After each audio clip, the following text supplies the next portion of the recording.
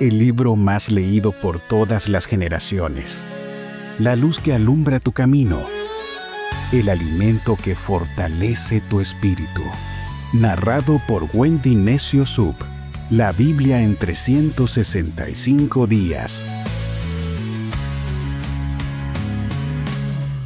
5 de noviembre, día 309 de este emocionante viaje de fe por la Biblia en 365 días. El tema de hoy es restaurados para pertenecer. Las lecturas que nos acompañan el día de hoy las encontramos en Ezequiel, capítulo 12, verso 1, hasta el capítulo 14, verso 11.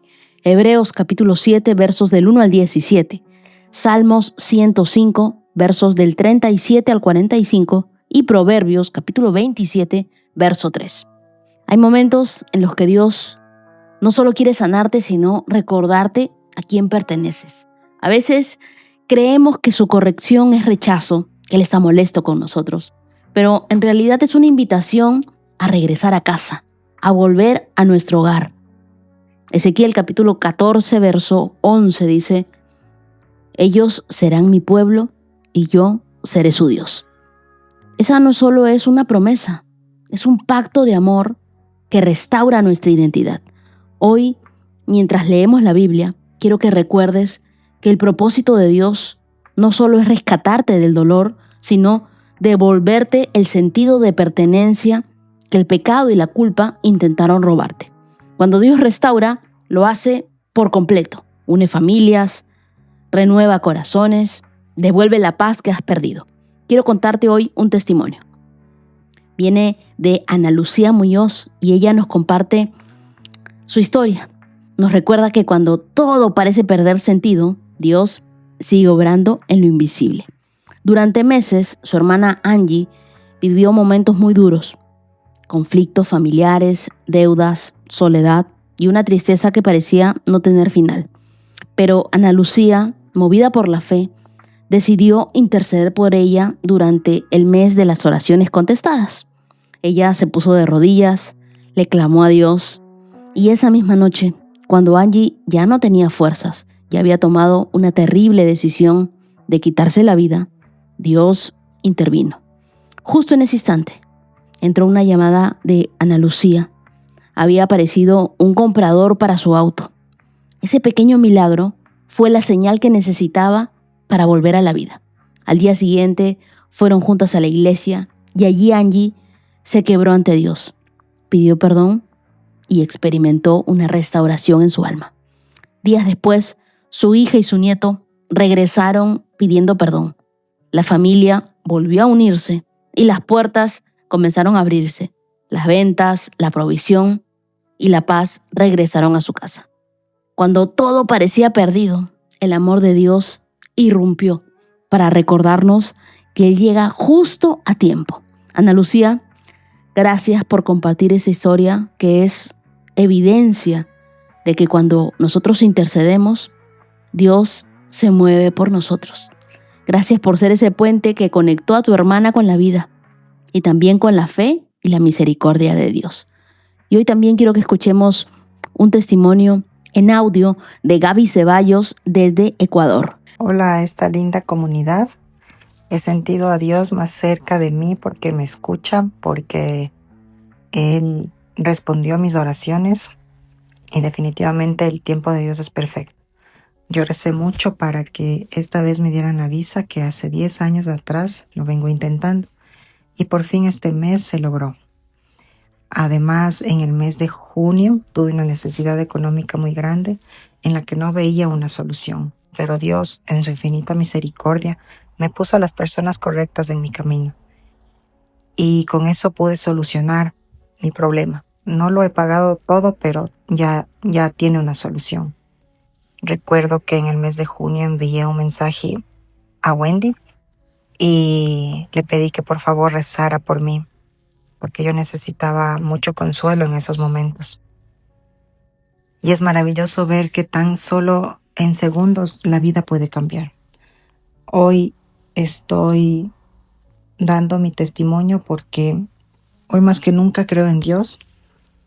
Siento la presencia de Él, siento que nunca soltará mi mano Así que quiero decirles a todos ustedes que jamás perdamos la fe, que siempre pensemos que sea cual sea la decisión que Dios tome sobre nosotros, es la mejor. Los quiero mucho. Gracias, querida Gaby, por contarnos tu testimonio. Tu vida es un milagro y sabemos que Dios ha abierto puertas de bendición para ti y que ya tienes esa visa, así que van a comenzar los viajes.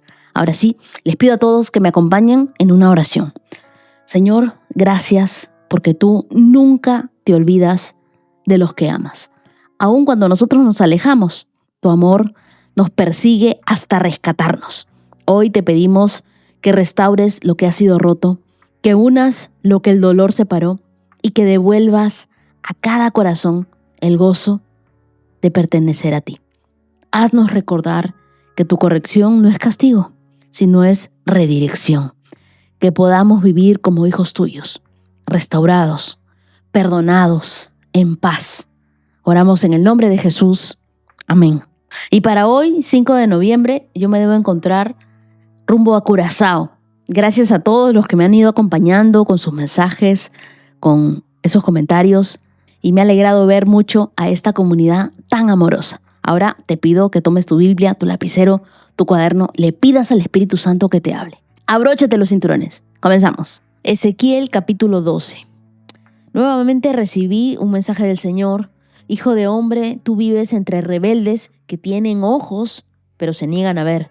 Tienen oídos, pero se niegan a oír, porque son un pueblo rebelde.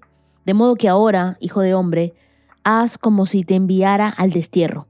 Prepara tu equipaje con las pocas pertenencias que podría llevarse un desterrado y sal de tu casa para ir a otro lugar. Hazlo a la vista de todos para que te vean, pues quizás presten atención a eso, por muy rebeldes que sean. Saca tu equipaje en pleno día para que te vean. Luego, por la tarde, mientras aún estén mirándote, sal de tu casa como lo hacen los cautivos cuando inician una larga marcha a tierras lejanas.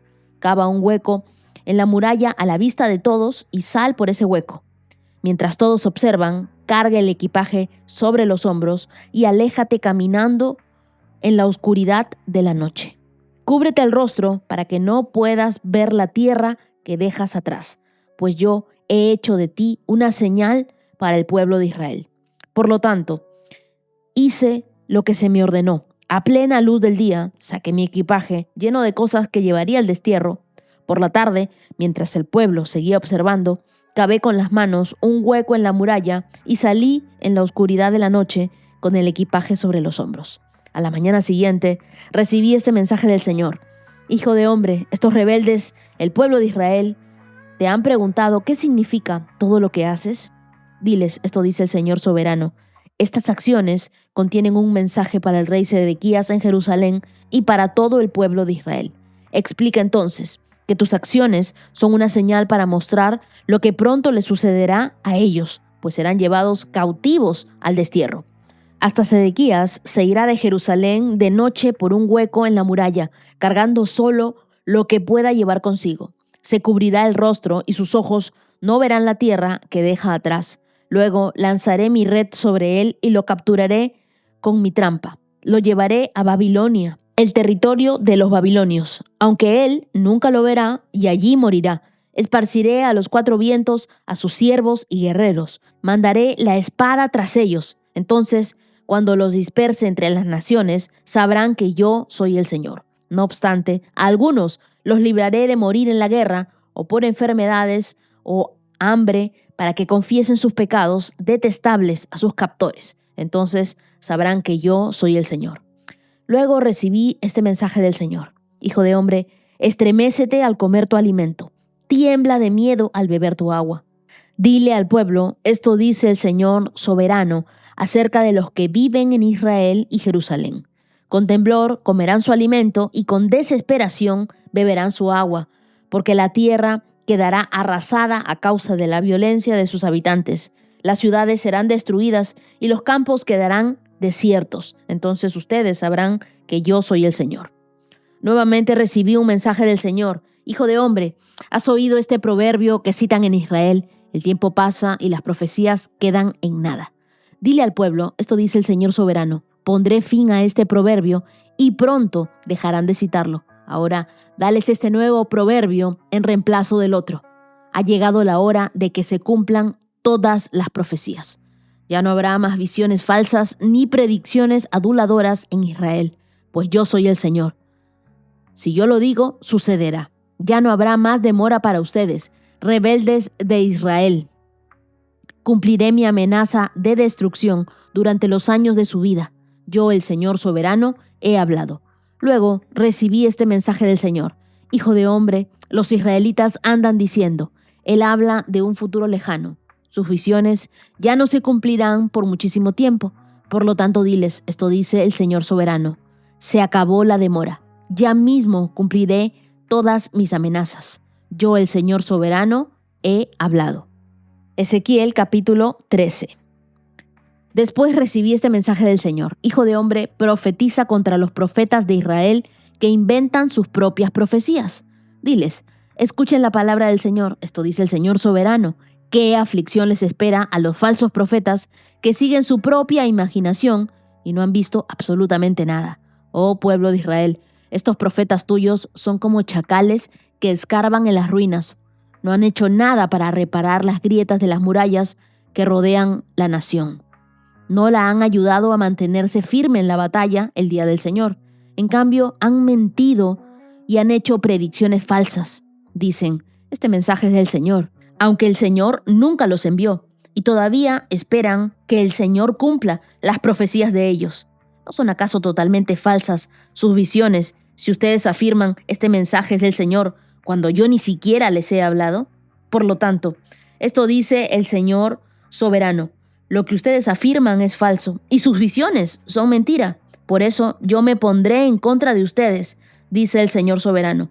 Alzaré mi puño contra todos los profetas que tengan visiones falsas y hagan predicciones mentirosas, y serán expulsados de la comunidad de Israel. Tacharé sus nombres de los registros de Israel y jamás volverán a pisar su propia tierra. Entonces ustedes sabrán que yo soy el Señor soberano. Esto ocurrirá porque estos profetas malvados engañan a mi pueblo cuando dicen, todo está en paz, pero en realidad no hay paz en absoluto. Esto es como si el pueblo hubiera construido un muro frágil y estos profetas pretenden reforzarlo cubriéndolo con cal. Diles a estos que pintan con cal que pronto se les derrumbará el muro. Una lluvia torrencial debilitará sus cimientos. Fuertes tormentas de granizo y vientos impetuosos lo demolerán. Entonces, cuando caiga el muro, la gente exclamará, ¿qué pasó con la cal que pusieron ustedes? Por lo tanto, esto dice el Señor soberano, arrasaré su muro blanqueado con una tormenta de indignación, una gran inundación de enojo y una granizada de furia. Derribaré su muro hasta los cimientos, y cuando caiga, los aplastará a ustedes. Entonces sabrán que yo soy el Señor. Por fin, se saciará mi enojo contra el muro y quienes lo blanquearon con cal. Luego les diré a ustedes, ya desaparecieron el muro y quienes lo blanquearon con cal. Eran los profetas mentirosos que afirmaban que la paz llegaría a Jerusalén. Cuando no había paz, yo, el Señor soberano, he hablado. Ahora, hijo de hombre, denuncia a las mujeres que profetizan según su propia imaginación. Esto dice el Señor soberano. ¿Qué aflicción les espera a ustedes, mujeres, que atrapan el alma de mi pueblo, tanto de los jóvenes como de los mayores? Les atan amuletos mágicos en las muñecas y les dan velos mágicos para la cabeza. ¿Acaso piensan que pueden atrapar a otros sin provocar su propia destrucción? Ustedes me deshonran delante de mi pueblo por unos puñados de cebada y un trozo de pan, al mentirle a mi pueblo que disfruta de las mentiras. Ustedes matan a quienes no deben morir y prometen vida a quienes no deben vivir. Esto dice el Señor soberano. Estoy en contra de sus amuletos mágicos, esos que se usan para atrapar a mi pueblo como a pájaros. Yo se los arrancaré de los brazos y liberaré a mi pueblo como se libera a un pájaro de la jaula. Les quitaré los velos mágicos y rescataré a mi pueblo de las garras de ustedes. Ellos ya no serán más sus víctimas. Entonces ustedes sabrán que yo soy el Señor. Con sus mentiras desalentaron a los justos, pero yo no quería que estuvieran tristes. Ustedes alentaron a los perversos al prometerles vida, aunque ellos continuarán pecando. Por todo eso, ustedes ya no hablarán de visiones que jamás vieron, ni harán más predicciones, pues yo rescataré a mi pueblo de sus garras. Entonces ustedes sabrán que yo soy el Señor. Ezequiel capítulo 14. Después me visitaron algunos de los líderes de Israel, y mientras estaban sentados conmigo, recibí este mensaje del Señor. Hijo de hombre, estos líderes han levantado ídolos en su corazón. Se han entregado a cosas que los harán caer en pecado. ¿Por qué habría de escuchar sus peticiones? Diles, esto dice el Señor soberano. Los israelitas han levantado ídolos en su corazón y han caído en pecado, y después corren a consultar a un profeta.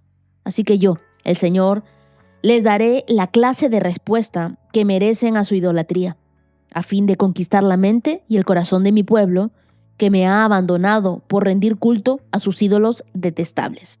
Por lo tanto, diles a los israelitas, esto dice el Señor soberano, arrepiéntanse y abandonen sus ídolos y dejen de cometer ya sus pecados detestables. Yo, el Señor, les responderé a todos, sean israelitas o extranjeros, los que me rechazan y levantan ídolos en su corazón y así caen en pecado y después van a consultar a un profeta en busca de mi consejo. Me pondré en contra de esas personas y haré de ellas un ejemplo espantoso cuando las elimine de mi pueblo. Entonces ustedes sabrán que yo soy el Señor. Además, si un profeta es engañado para que dé un mensaje, es porque yo, el Señor, engañé a ese profeta. Alzaré mi puño contra esos profetas y los eliminaré de la comunidad de Israel. Tanto los falsos profetas como quienes los consultan serán castigados por sus pecados. De este modo, los israelitas aprenderán a no alejarse de mí y por lo tanto a no contaminarse con el pecado. Ellos serán mi pueblo y yo seré su Dios. Yo, el Señor soberano, he hablado. Hay momentos en los que Dios deja de advertir y comienza a actuar, no por enojo, sino por amor, porque ya no puede quedarse más callado. Ezequiel escribe desde Babilonia, rodeado de un pueblo que tiene ojos, pero no ve. Tiene oídos, pero no oye, nos dice el capítulo 12, el verso 2. Esta es una frase muy repetida por los profetas y también por Jesús siglos después. Describe normalmente esa ceguera espiritual voluntaria, cuando el corazón se acostumbraba a oír la palabra de Dios, pero no respondía a ella. Y Dios no estaba en silencio. El problema era que Israel ya no escuchaba. El profeta debía representar con su vida lo que el pueblo no quería ver con sus ojos. Ezequiel se convierte en una señal viviente.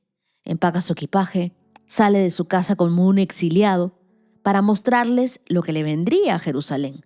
Y Dios convierte la vida de este profeta en un mensaje visual. Es decir, él comienza a actuar para que todos sepan, así va a suceder. Dios no solo habla, también actúa. Y cuando tú no escuches su voz, Él permite que tú veas sus advertencias. Esa es la esencia de Ezequiel 12, 13 y 14. Cuando las palabras ya no bastan, Dios usa señales.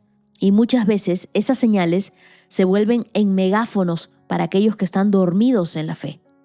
Ezequiel vive entre los exiliados del primer cautiverio babilónico, pero todavía hay un grupo que permanece en Jerusalén confiando en estos falsos profetas. Y los falsos profetas anunciaban, todo va a estar bien, la ciudad nunca caerá. Y Dios manda a Ezequiel a realizar acciones proféticas, que son acciones que rompen con la rutina. Primero le dice en el verso 3 del capítulo 12, empaca tu equipaje como quien se va al exilio. Luego le dice en el verso 5, sal al anochecer por un agujero en la pared. Luego le dice en el verso 6, cubre tu rostro para no ver la tierra. Cada acto era una metáfora. El agujero en la pared anunciaba la huida de Sedequías, el rey que intentaría escapar de noche solo para ser capturado y llevado a Babilonia sin ver la tierra. ¿Por qué? Porque le sacarían los ojos. Y se cumple literalmente lo que dice 2 de Reyes capítulo 25, verso 7. Este detalle demuestra que la palabra de Dios no falla. Los falsos profetas hablaban de tiempos de paz y Ezequiel anunciaba juicio. Los falsos profetas siempre prometen caminos fáciles, pero la verdad de Dios nunca es negociable. Cuando nos acomodamos a la mentira para no ofender, dejamos de representar la verdad que salva, la verdad de la palabra. El mensaje de Ezequiel era incómodo, sí, pero necesario. No hay paz sin arrepentimiento. El capítulo 13 denuncia a los falsos profetas, a los falsos maestros, y dice, hombres y mujeres que decían, el Señor me ha hablado, cuando Dios no les había dicho nada. Ellos construían muros sin fundamento, los cubrían con yeso, aparentando una solidez espiritual. Ese yeso simboliza la apariencia de fe sin transformación real. Hoy ese mismo espíritu sigue activo. Hay cristianos, hay creyentes que dicen, estoy bien, mientras su vida se derrumba. Líderes que motivan a los demás sin confrontar el pecado. Voces que anuncian éxito, pero no tienen obediencia. Ezequiel dice que cuando venga la tormenta, el muro se caerá y quedará a la vista el engaño. En el verso 13 al 15 del capítulo 13. Por lo tanto, esto dice el Señor soberano, arrasaré su muro blanqueado con una tormenta de indignación, una gran inundación de enojo y una granizada de furia. Derribaré su muro hasta los cimientos y cuando caiga los aplastará a ustedes. Entonces sabrán que yo soy el Señor. Por fin se saciará mi enojo contra el muro y quienes lo blanquearon con cal. Y aquí vemos que la mayor trampa del enemigo no es la tentación, es la ilusión de estar bien mientras nos alejamos de Dios. Dios no se complace en el dolor, pero tampoco puede sostener estructuras espirituales podridas. Por eso los derriba, pero no por ira, sino por misericordia, para reconstruir sobre la verdad. ¿Qué debemos hacer nosotros? Examinar los muros que hemos pintado de blanco con cal, con yeso, mientras de repente por dentro estamos agrietados. ¿Qué cosas aparentas que estás bien, pero no lo estás? La integridad no es ser perfecto, es ser el mismo tanto en público como en privado. En el capítulo 14, algunos ancianos se acercan al profeta buscando dirección de Dios, pero Dios les revela algo profundo en el verso 3 y les dice, estos hombres han levantado ídolos en su corazón. Y eso que ya no se trata de estatuas externas, sino de la idolatría interna que ellos tenían. Dios les dice, ¿debo responderles mientras su corazón pertenece a otros dioses? Aquí la idolatría ya no era una figura de piedra, no era una estatuita, no era una estampa que uno tiene, no era nada de eso, sino cualquier cosa que toma el primer lugar en tu confianza y en tu amor. Puede ser una relación, puede ser un ministerio, puede ser tu propia imagen, incluso tu miedo. Un ídolo siempre es lo que tú adoras y a veces aquello que no puedes dejar. La raíz del problema era que la gente oía a Dios, pero no quería cambiar, no quería obedecerlo. Buscaban consejo divino sin la intención verdadera de obedecer a Dios. La idolatría del corazón produce confusión espiritual. Por eso Dios les dice en el verso 9 del capítulo 14, si un profeta es engañado para que dé un mensaje, es porque yo, el Señor, engañé a ese profeta. Entonces, lo que les estaba diciendo no es que Dios mienta, no, sino que los entrega a la consecuencia de su propio autoengaño. Cuando el corazón se endurece, el silencio de Dios no es ausencia, es juicio. Es como pedirle a un médico una receta y nosotros no estamos dispuestos a seguir el tratamiento. Queremos que Dios hable, pero que no interfiera con nuestros planes. Ezequiel muestra que la obediencia no es una opción, es la evidencia de un corazón que ha vuelto a Dios. Y lo maravilloso del Señor es que nunca nos deja sin restauración, porque en el último verso de este mismo capítulo dice, de este modo, los israelitas aprenderán a no alejarse de mí y por lo tanto a no contaminarse con el pecado. Ellos serán mi pueblo y yo seré su Dios. Yo, el Señor soberano, he hablado. Y aquí está el corazón del pacto de Dios. El mensaje culmina con esperanza.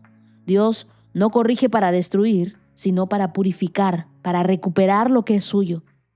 Dios quiere restaurar la relación que tiene contigo, no solo corregir tu conducta. El arrepentimiento no es castigo, es un camino de regreso a la casa de tu Padre, a la casa de Dios. El mismo Dios que permitió el exilio es el que promete pertenencia. Ezequiel ve más allá del juicio, él ve el nuevo pacto, el día en el que Dios quitará el corazón de piedra y daría un nuevo corazón. Eso lo vamos a leer más adelante en Ezequiel capítulo 36, verso 26. Cuando Dios te corrige, no te está rechazando, te está reclamando como suyo. Y cuando finalmente entendemos eso, la obediencia ya no es una carga, sino un acto de amor. Ora conmigo hoy y digámosle juntos a Dios: Dios, hoy reconocemos cuántas veces hemos oído tu voz sin obedecerla. Perdona los ídolos que hemos levantado en silencio, los muros que hemos pintado para aparentar fortaleza, pero por dentro estamos en grietas. Purifica nuestro corazón y enséñanos a volver a ti y hacerlo con sinceridad. Haznos parte de ese pueblo que te pertenece, que vive en verdad y que camina en obediencia. Danos un corazón sensible a tu palabra. Danos una fe sin máscaras. Queremos ser de esos a los que tú llamas tuyos. Oramos en el nombre de Jesús. Amén. Hebreos capítulo 7. Este Melquisedec fue rey de la ciudad de Salem y también sacerdote del Dios Altísimo. Cuando Abraham regresaba triunfante de una gran batalla contra los reyes, Melquisedec salió a su encuentro y lo bendijo. Después Abraham tomó la 10ª parte de todo lo que había capturado en la batalla y se la dio a Melquisedec. El nombre Melquisedec significa rey de justicia y el rey de Salem significa rey de paz. No hay registro de su padre, ni de su madre, ni de ninguno de sus antepasados. No hay principio ni fin de su vida. A semejanza del Hijo de Dios, sigue siendo sacerdote para siempre. Consideren entonces la grandeza de este Melquisedec. Incluso Abraham, el gran patriarca de Israel, reconoció esto al entregarle la 10ª parte de lo que había capturado en la batalla. Ahora bien, la ley de Moisés exigía que los sacerdotes, que son descendientes de Leví, le cobraran el diezmo al resto del pueblo de Israel, quienes también son descendientes de Abraham. Sin embargo, Melquisedec, que no era descendiente de Leví, recibió de Abraham la 10ª parte. Y Melquisedec bendijo a Abraham, quien ya había recibido las promesas de Dios. Sin lugar a dudas, el que tiene el poder para bendecir es superior a quien recibe la bendición. Los sacerdotes que reciben los diezmos son hombres que mueren, así que Melquisedec es superior a ellos porque se nos dice que sigue viviendo. Además, podríamos decir que esos levitas, los que reciben el diezmo, pagaron un diezmo a Melquisedec cuando lo pagó su antepasado Abraham, a pesar de que Leví aún no había nacido.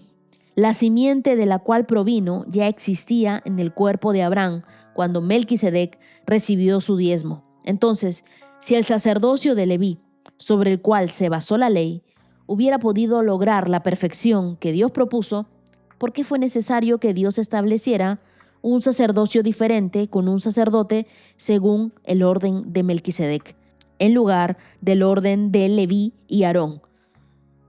Y si se cambia el sacerdocio, también es necesario cambiar la ley para permitirlo, pues el sacerdote a quien nos referimos pertenece a una tribu diferente, cuyos miembros jamás han servido en el altar como sacerdotes.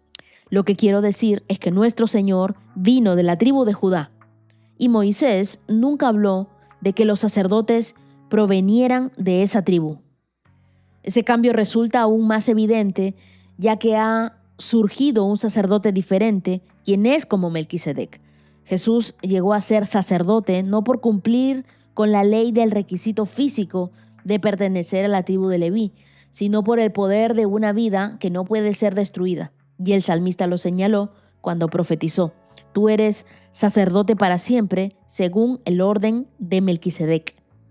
Cuando todo en la vida cambia, hay un solo sacerdocio que permanece, el de Cristo.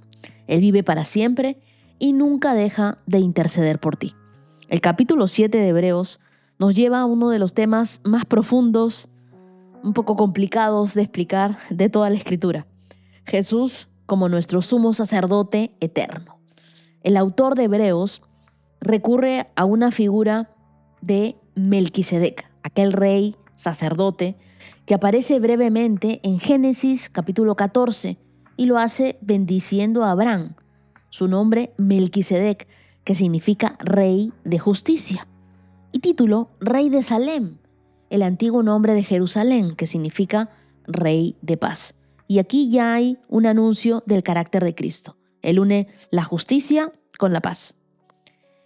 En el capítulo 7 de Hebreos, en el verso 3 dice: no hay registro de su padre ni de su madre. A semejanza del Hijo de Dios, sigue siendo sacerdote para siempre. Este texto no significa que Melquisedec fuese eterno, sino que su sacerdocio no dependía de un linaje humano. Esto apunta a Jesús, el Hijo eterno, cuyo sacerdocio tampoco depende de la herencia ni de ninguna sucesión. En otras palabras, su legitimidad no viene de una genealogía, sino de su vida. El autor del libro de Hebreos explica y dice: incluso Abraham, el padre de la fe, reconoció la autoridad de Melquisedec. Al darle sus diezmos, él recibió bendición. Y nos lo dice en los versos del 4 al 10. En la cultura hebrea, quien bendice es mayor que quien recibe la bendición. Por eso, si Melquisedec bendijo a Abraham, su sacerdocio es superior al de los levitas, que todavía no existían. Los sacerdotes que reciben los diezmos son hombres que mueren. Aquí, Melquisedec es superior a ellos porque se nos dice que sigue viviendo. Es una comparación un poco complicada de entender. Los sacerdotes levitas tenían un ministerio temporal, pero Melquisedec representa un sacerdocio eterno. Y Cristo es el que lo cumple perfectamente. El sacerdocio de Cristo no se interrumpe. Mientras que los hombres cambian, Él permanece intercediendo por ti. La fe no va a depender de los sacerdotes humanos, sino que nosotros tenemos un Salvador que no muere, que no se reemplaza. El verso 11 nos hace una pregunta. Si el sacerdocio de Leví, sobre el cual se basó la ley, hubiera podido lograr la perfección, ¿por qué fue necesario que Dios estableciera un sacerdocio diferente? La respuesta es simple. La ley no podía perfeccionar al ser humano, solo revelar su necesidad de gracia. Por eso Dios introduce un cambio. Ya no un sacerdocio heredado, sino otorgado por el Espíritu. Verso 12 de Hebreos 7 dice: y si se cambia el sacerdocio, también es necesario cambiar la ley. Cristo vino de la tribu de Judá, no de la tribu de Leví. Moisés nunca habló de sacerdotes de Judá, lo que significa que Jesús representa algo completamente nuevo, un sacerdocio que no depende de una genealogía, sino del poder de Dios. Jesús no vino a mejorar el sistema antiguo, sino a reemplazarlo y hacerlo con su vida. El sacrificio de animales se acabó. Ahora el perdón fluye desde el sacrificio perfecto que Jesús hizo en la cruz. El altar ya no está en Jerusalén, está en el corazón de todo aquel que crea en Cristo. En el verso 16 vemos que el sacerdocio de Jesús se basa en su resurrección. Mientras los sacerdotes humanos morían, Jesús venció a la muerte. Mientras el sacrificio de animales debía repetirse, el sacrificio de Cristo fue hecho solo una vez y para siempre. Cristo está en este momento en la presencia de Dios, no solo una vez al año, como el sumo sacerdote terrenal, sino continuamente intercediendo por nosotros. Jesús no solo murió por ti, Él vive por ti cada día. Y esa es la razón de nuestra confianza. Nosotros no seguimos a un líder muerto, sino a un sacerdote vivo. Para que lo entendamos mejor, pensemos en un sistema religioso antiguo, tal y como una cuenta que debía pagarse cada año. Cada sacrificio era un abono temporal, pero cuando Cristo murió y resucitó, pagó la deuda completa y dejó el recibo firmado con su sangre, que dice: consumado es. Hebreos capítulo 7, verso 14, cita el Salmo 110, verso 4. Tú eres sacerdote para siempre, según el orden de Melquisedec. Ese para siempre significa que no hay vacío entre Dios y nosotros. Cuando pecas, Cristo intercede. Cuando caes, Cristo te levanta. Cuando te alejas, Cristo no te olvida. La oración que Jesús hace por ti en el cielo sostiene lo que tus fuerzas no pueden mantener en la tierra. Por eso Hebreos 7 no es solo doctrina, también es esperanza. ya no necesitamos mediadores humanos, porque Jesús mismo es nuestro mediador perfecto. Podemos acercarnos confiadamente al trono de la gracia. No vivas más como si no tuvieras acceso a Dios o como si eso dependiera de tus méritos o de tus sacrificios. No, eso depende de la sangre de Cristo que ya fue derramada por nosotros. Ora conmigo y dile: Jesús, gracias por ser mi sumo sacerdote eterno. Gracias porque tu sacrificio no necesita repetirse y tu intercesión nunca se interrumpe. Hoy descanso en tu poder. Haz que mi fe sea firme, nunca basada en mis obras, sino en tu obra perfecta. Límpiame, restáurame y recuérdame que cada vez que fallo, tú sigues en el altar intercediendo por mí. Tú eres mi Rey de justicia y mi Rey de paz. Oramos en el nombre de Jesús. Amén. Salmo 105, verso 37. El Señor sacó a su pueblo de Egipto cargado de oro y de plata, y ni una sola persona de las tribus de Israel siquiera tropezó. Egipto se alegró cuando se fueron, porque les tenían mucho miedo. El Señor desplegó una nube sobre ellos para que los cubriera, y les dio un gran fuego para que iluminara la oscuridad. Ellos le pidieron carne, y Él les envió codornices. Les sació el hambre con maná, pan del cielo. Partió una roca y brotó agua a chorros, que formó un río a través de la tierra árida y baldía, pues recordó la promesa sagrada que les había hecho a su siervo Abraham. Así que sacó a su pueblo de Egipto con alegría y a sus escogidos con gozo. Les dio las tierras de las naciones paganas y cosecharon cultivos que otros habían sembrado. Todo eso sucedió para que siguieran los decretos del Señor y obedecieran sus enseñanzas. Alabado sea el Señor. El Salmo 105 cierra con una celebración a la fidelidad de Dios. Cada verso nos recuerda que el propósito de la libertad no era solo salir de Egipto, sino aprender a vivir conforme a los caminos del Señor. El verso 37 dice: el Señor sacó a su pueblo de Egipto cargado de oro y de plata. El pueblo no salió vacío, tampoco salió pobre, sino salió restituido y honrado. Y quiero que recuerdes el nombre del mes. Cuando Dios te saca de un lugar de opresión, no te deja con las manos vacías. Te da provisión, te da dignidad, te da herencia. No solo te libera, te restaura. Dios es el que traerá restauración a tu vida. Tú no volverás con las manos vacías. Tú tendrás más de lo que te has imaginado. Verso 38 nos dice: Egipto se alegró cuando se fueron.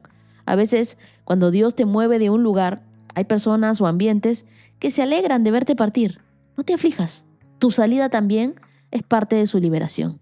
Porque lo que está bajo el temor no puede coexistir con la presencia de Dios en ti.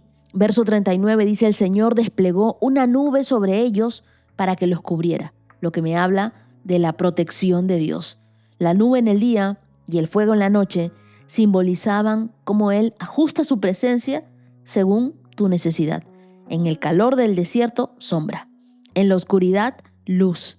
En la escasez, sustento.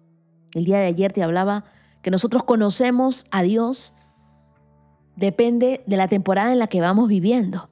Hay quienes conocen a Dios como su Padre porque tuvieron ausencia de Él. Hay quienes conocen a Dios como su proveedor porque están pasando por una necesidad. Entonces, cuando tú necesitas algo, Dios aparece ahí para ti y diciéndote: yo soy. Versos 40 y 41, la Biblia nos dice que les envió codornices, los sació con maná y partió la roca. Y veo continuamente a Dios proveyendo carne, pan, agua. 3 símbolos del sustento completo. Cuando parece que no hay recursos, Él abre una fuente en medio de la sequía. Así que confía. La Biblia dice que ellos pidieron en el verso 40 y seguidamente Dios proveyó. En el verso 42 nos dicen: le recordó la promesa que le había hecho a su siervo Abraham. Y este es el corazón del Salmo. Dios nunca olvida lo que promete. Aunque pasen siglos, Él cumple su palabra. Cada milagro en el desierto es una confirmación del pacto con Abraham. Versos 43 y 44, sacó a su pueblo con alegría y a sus escogidos con gozo. La verdadera libertad se vive con gozo, no con culpa. Dios no quiere que mires atrás con nostalgia por Egipto, sino que celebres la tierra que estás por conquistar.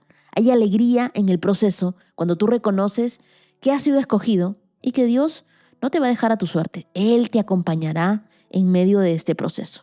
Y por último, el verso 45. Y todo eso sucedió para que siguieran los decretos del Señor. El día de ayer te di un spoiler de este versículo.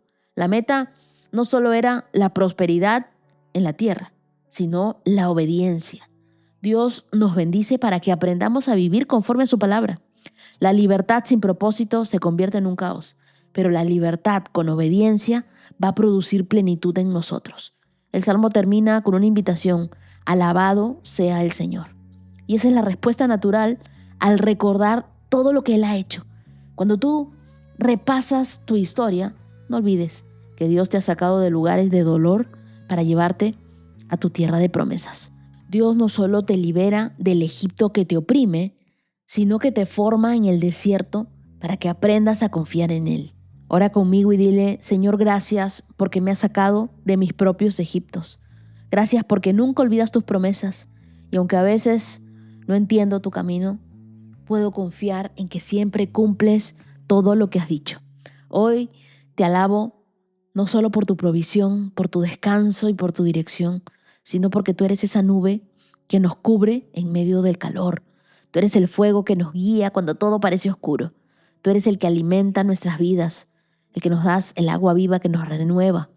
Ayúdanos a caminar con obediencia, a valorar la libertad que nos has dado y a vivir conforme a tu palabra. Que cada paso que demos sea una expresión de gratitud. Oramos en el nombre de Jesús.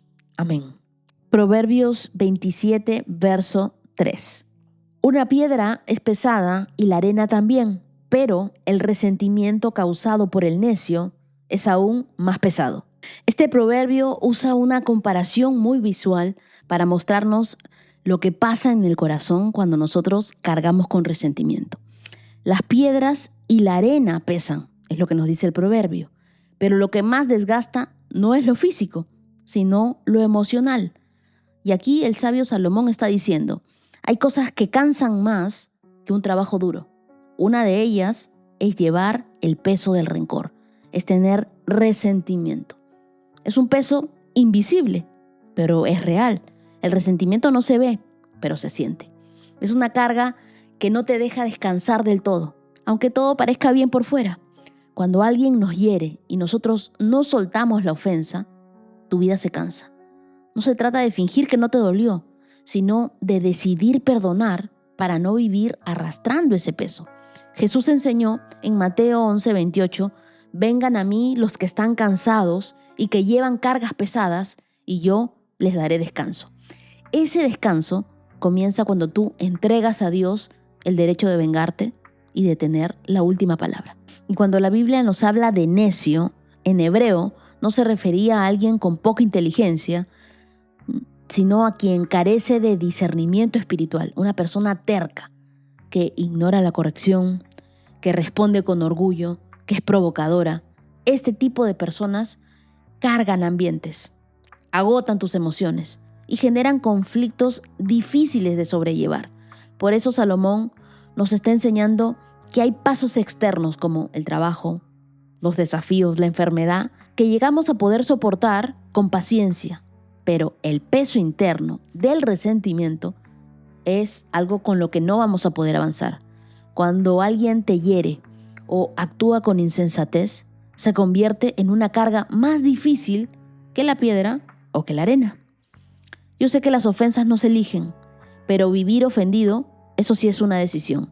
Y muchos viven cargando el peso del necio porque no han aprendido a soltar la herida.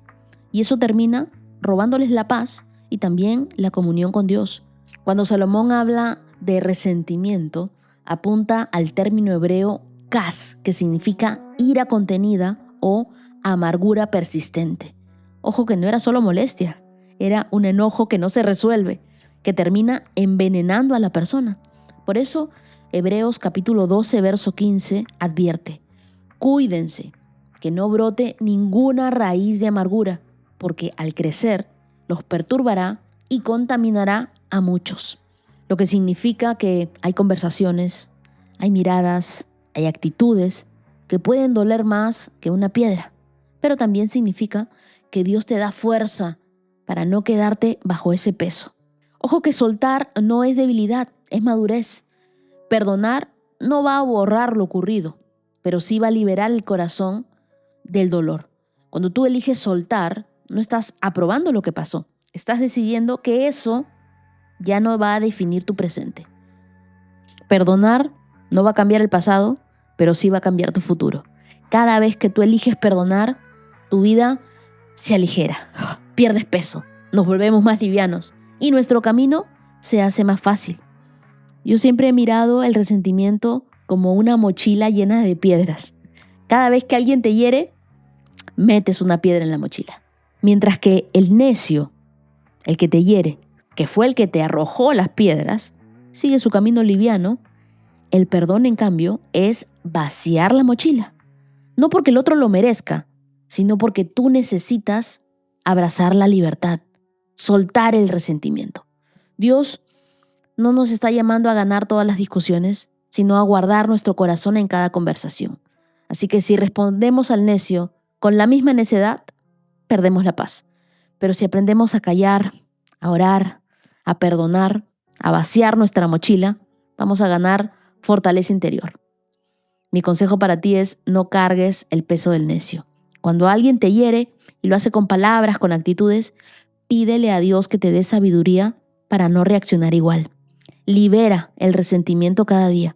Ora y dile: Señor, no permitas que su necedad robe mi paz. Y no permitas que su necedad me aparte de mi propósito. Yo quiero mantenerme con un corazón puro. Recuerda que el perdón no va a cambiar lo que pasó, pero sí te dará un mejor futuro. Rodéate de personas sabias. La Biblia dice en Proverbios capítulo 13, verso 20, camina con sabios y te harás sabio. Júntate con necios y te meterás en dificultades. Ora conmigo y dile: Señor, ayúdame a soltar el peso del resentimiento. Yo no quiero vivir cargando ofensas ni amargura. Enséñame a perdonar como tú me has perdonado y a responder con sabiduría ante la necedad. Lléname de tu paz, dame un corazón libre para amar, para servir y para avanzar sin cargas. Hoy decido perdonar, no porque el otro se lo merezca, sino porque yo quiero vivir libre. Oro en el nombre de Jesús. Amén. Día 309, check. Y quiero darle las gracias a los corazones generosos de esta comunidad. Gracias a Adriana Terán, José Carlos Gaspar y Estefanía Sierra Carreño. Que Dios los bendiga grandemente. Quiero regalarles el Salmo 9, versos 9 y 10, que dice: el Señor es un refugio para los oprimidos, un lugar seguro en tiempos difíciles. Los que conocen tu nombre confían en ti, porque tú, oh Señor, no abandonas a los que te buscan. Quiero que tengan la seguridad de que Dios está con ustedes, que no los abandona y Él es un lugar seguro. Y quiero también que sepan que los tendré presentes en mis oraciones. Y ahora sí, también quiero felicitar a los que hoy, 5 de noviembre, están cumpliendo años. Un muy feliz cumpleaños para Blanquita García Solórzano, desde León, Guanajuato, México. Blanquita, oro para que sigas siendo una mujer con un buen corazón, llena de luz, de fe, que nunca olvides que Dios está contigo en cada paso, incluso en los días silenciosos. Te regalo Deuteronomio capítulo 31, verso 8. Hoy también quiero felicitar a Nicolás Pinzón. Sé que hoy estás celebrando tus 22 años, Nicolás.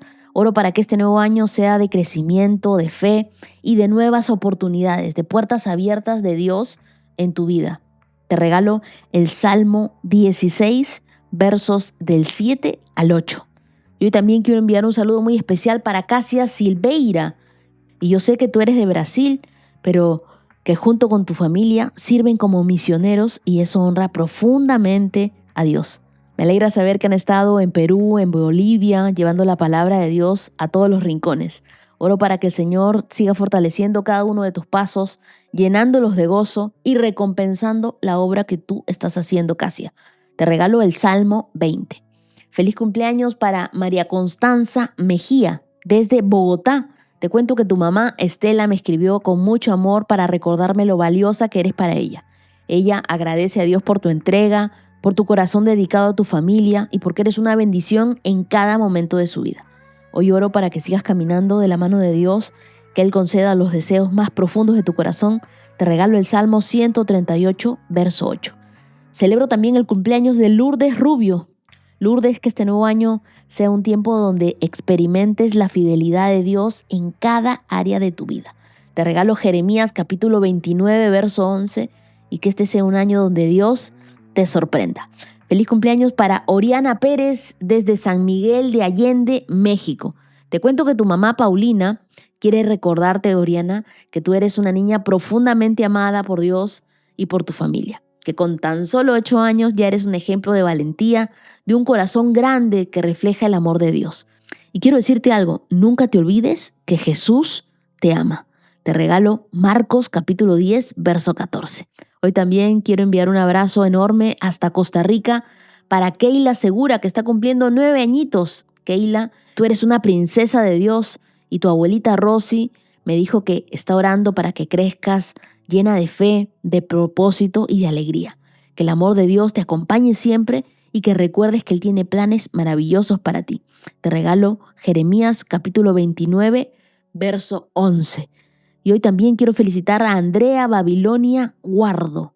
Andrea, tu hermana Mayra, te ama muchísimo, agradece a Dios por tu vida, porque fuiste tú quien la acercó más a Dios y ella está totalmente agradecida. Hoy el Señor te recuerda que Él tiene grandes planes para ti, tiene un futuro, tiene esperanza, que sea un año de bendición total para ti. Te regalo el Salmo 18, versos del 1 al 3. Y hoy también quiero felicitar a mi querida Tania María Florimón. Eres un regalo muy especial, eres un milagro de Dios, eres la respuesta de Dios para la oración de toda tu familia. Y hoy te quiero regalar a ti el Salmo 138, verso 8, y pedirle a Dios que te llene de bendiciones, de paz y de alegría. Hoy también celebro el cumpleaños de Ricardo Cañón Nieto. Con mucho cariño tus hermanos Oscar y Sandra desde Holanda celebran tu vida y le piden a Dios que siga guiando cada uno de tus pasos. Tú eres un hombre noble y confiamos que muy pronto veremos el milagro manifestado en tu vida. Te regalo Isaías capítulo 30, verso 18. Hoy envío un saludo muy especial para Célica Oviedo, quien está cumpliendo 4 añitos. Tus papás, Célica Vargas y Ayán Oviedo, me contaron que tú eres el regalo más grande que Dios les ha dado y oro para que crezcas rodeada del amor de Dios, de gracia, de sabiduría, que el Señor te guíe siempre por el buen camino. Y te regalo Números capítulo 6, versos 24 al 26. Y también quiero enviar un saludo para toda la familia Oviedo Vargas. Gracias por criar a sus hijos en el amor, en la palabra de Dios. Le pido al Señor que Él siempre los acompañe y los ayude a crecer espiritualmente. Que tengan muchas bendiciones. Y a todos ustedes, querida comunidad, muchas gracias por acompañarme hasta aquí. Nos vemos el día de mañana con más de la palabra de Dios. Que tengan un día maravilloso. Shalom, shalom. 365 con Dios, con Wendy Necio Sub.